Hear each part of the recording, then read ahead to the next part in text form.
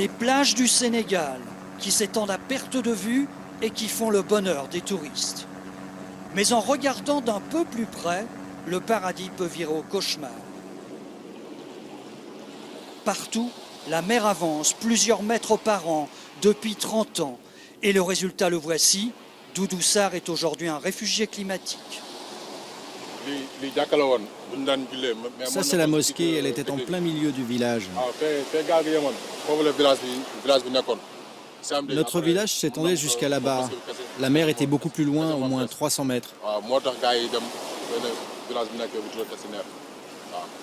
Le village de Santi a disparu, comme beaucoup d'autres, près de Saint-Louis.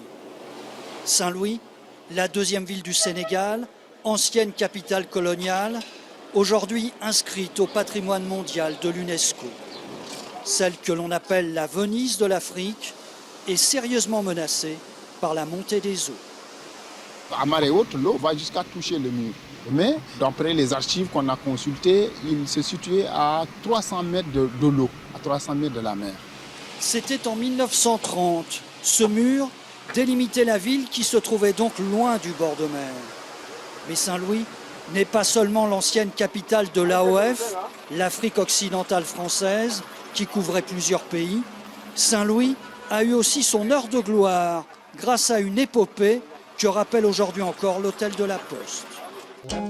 L'aéropostale, relié Paris au Brésil en passant par Saint-Louis du Sénégal, et deux héros, Jean Mermoz, qui le premier reliera directement Saint-Louis jusqu'au Brésil, plus de 3000 km en 21 heures.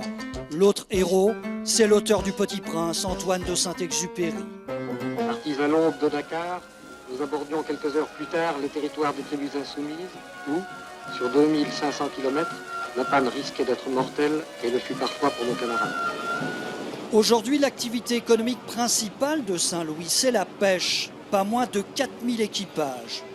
Pour lutter contre la montée des eaux du fleuve Sénégal, qui menaçait aussi la ville, les autorités ont ouvert une brèche de 4 mètres il y a 10 ans, le long de la Langue de Barbarie.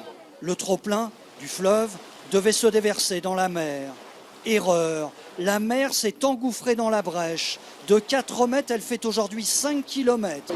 À ce rythme, d'ici quelques dizaines d'années, Saint-Louis aura les pieds dans l'eau, si rien n'est fait. Et pour le moment, ni le gouvernement sénégalais, ni la mairie, ni l'UNESCO ne se mobilisent pour sauver la ville.